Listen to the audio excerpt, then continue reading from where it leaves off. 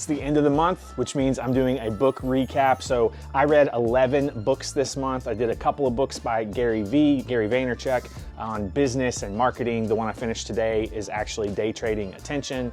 I read a couple of fiction books by David Baldacci, I don't know how to say his name. Those are like law enforcement fiction books. Those are pretty good. I did several books on prayer. We're walking into a season of prayer and teaching on prayer and fasting with our ministry.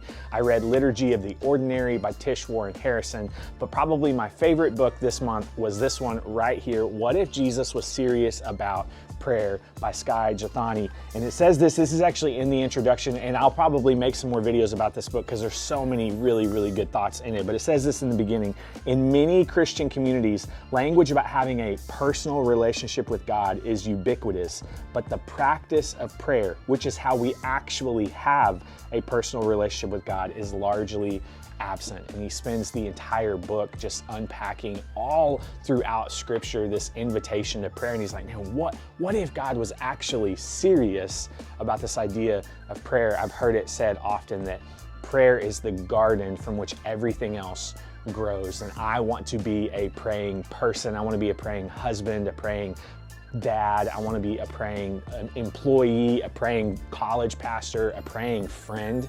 And so, man, I am really challenged in January as we are wrapping up this month. What does it look like for me to really establish a pattern and a habit of prayer in my life for the rest of this year and for the rest of my life?